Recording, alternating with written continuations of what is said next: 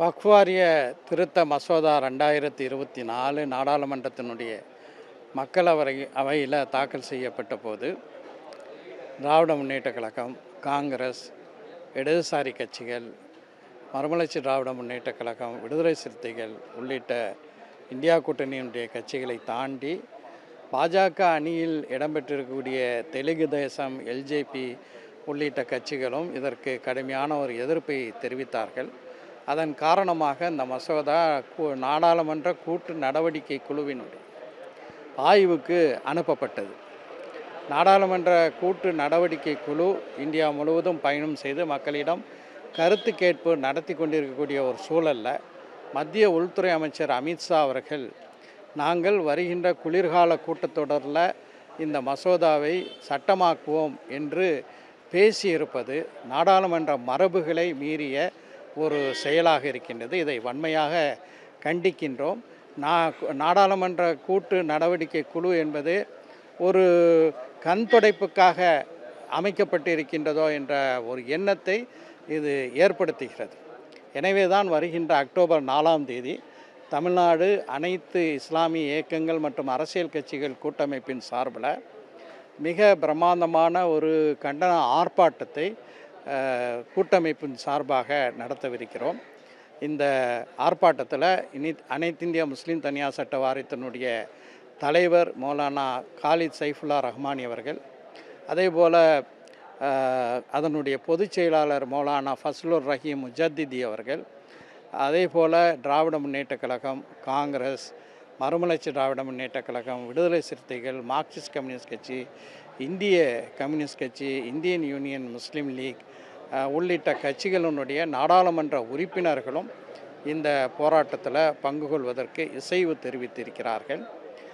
நாடாளுமன்றத்தினுடைய மரபுகளை ஒட்டுமொத்தமாக ஒன்றிய பாஜக அரசு மீறுகிறது. இந்த வக்ஃப் வாரிய திருத்த மசோதா ஒரு கெட்ட நோக்கத்தில் முஸ்லீம்களுக்கான இந்த சொத்துக்களை எல்லாம் முன்னோர்கள் அளித்த அந்த கொடைகளின் காரணமாக உருவாக்கப்பட்டிருக்கின்ற இந்த சொத்துக்களை எல்லாம் கபலீகரம் செய்ய வேண்டும் என்ற ஒரு கெட்ட நோக்கத்தில் இந்த சட்டத்தை கொண்டு வந்திருக்கிறார்கள். இந்த சட்டத்தில் மொத்தம் 115 திருத்தங்கள் கொண்டு வரப்பட்டிருக்கிறது. நாடாளுமன்ற வரலாற்றில் ஒரு திருத்த மசோதாவில் இத்தனை திருத்தங்கள் இருப்பது இதுதான் முதல் முறை. எனவே இந்த சட்டத்தை எதிர்த்து கூட்டமைப்பின் சார்பாக வருகின்ற அக்டோபர் 4ஆம் தேதி ராஜரத்னம் விளையாட்டரங்கிலே மாலை 4 மணிக்கு இந்த பிரமாதமான போராட்டம் நடைபெறவிருக்கிறது. இப்போ இருக்கக்கூடிய சட்டத்திலேயே இது முழுமையாக ஒழுங்குபடுத்துவதற்கான அனைத்து வகைகளும் இருக்கிறது. இல்லைன்னா அவங்க சொல்கிற மாதிரி இப்போ புதிதாக கொண்டு வர சட்டத்தின் மூலமாகத்தான் எல்லாத்தையும் ஒழுங்குபடுத்துவதற்கான வாய்ப்பாக அமையும். நிச்சயமாக புதிதாக கொண்டு வரக்கூடிய சட்டத்தில் பல ஓட்டைகள் இருக்கிறது. இந்த சட்டம் அரசமைப்பு சட்டத்துக்கு முரணானது என்பது ஒரு பக்கம்.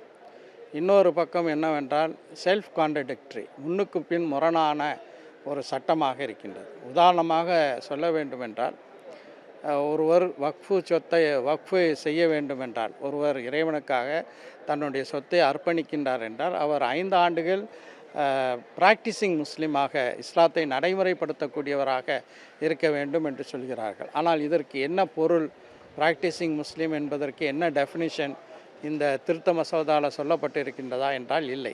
அதே நேரத்தில் முஸ்லீம் அல்லாதார்களும் வக்ஃபுக்கு சொத்துக்களை தானம் அளித்திருக்கிறார்கள், தானம் அளித்து வருகிறார்கள்.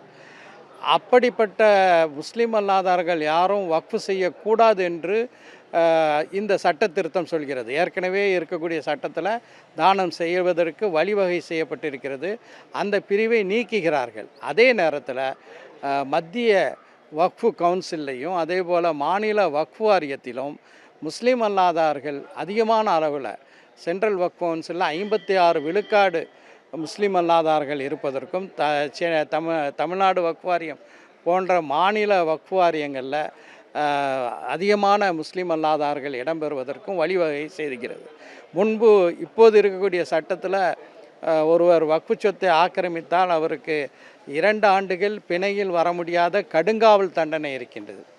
ஆனால் இப்போது கொண்டு வரப்பட்டிருக்கிற சட்டத்தில் அந்த கடுங்காவல் தண்டனையை சாதாரண தண்டனை என்றும் அது பிணையில் வரக்கூடிய ஒரு தண்டனையாகவும் மாற்றுவதிலிருந்து இவர்கள் வக்ஃபு சொத்தை பாதுகாக்க வேண்டும் என்ற நோக்கத்தில் இந்த சட்டத்தை கொண்டு வரவில்லை, ஒரு கெட்ட நோக்கத்தில் இந்த சட்டத்தை கொண்டு வந்திருக்கிறார்கள். அதனால தான் இந்தியா முழுவதும் இதற்கு கடுமையான ஒரு எதிர்ப்பாலை வீசிக்கொண்டிருக்கிறது. இப்போ நடக்கக்கூடிய மக்கள் திரள் போராட்டம்ன்றது எப்படியான ஒரு அழுத்தத்தை கொடுக்கும்னு நினைக்கிறீங்க? அடுத்த கட்டமான விஷயமா நீங்கள் என்ன பண்ணுறீங்க? எங்களை பொறுத்தவரை இது ஒரு கண் துடைப்புக்காக ஒரு கூட்டு நாடாளுமன்ற நடவடிக்கை குழுவை அமைத்து உள்துறை அமைச்சர் தன்னுடைய உள்ள கிடக்கையை இந்த சட்டத்தை நாங்கள் கட்டாயம் நிறைவேற்றிய தீர்வோம் என்று பிரகடனம் செய்துவிட்ட நேரத்தில் ஒரு பெரும் மக்கள் போராட்டத்தினுடைய தொடக்கம் சென்னையில் அக்டோபர் 4ஆம் தேதி எழுதப்படுகிறது.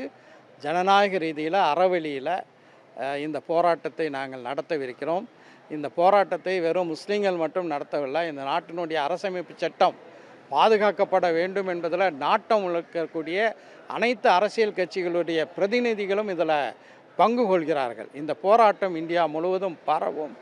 நிச்சயமாக விவசாயிகளுக்கு எதிராக ஒன்றிய பாஜக அரசு கொண்டு வந்த சட்டங்களை எப்படி மோடி அரசு திரும்ப பெற்றதோ அதே போல் வக்ஃப் வாரிய திருத்த சட்டத்தை நிறைவேற்றினால் அது திரும்ப பெறும் வரை ஓயாது தினந்தோறும் போராட்டம் நடக்கும்.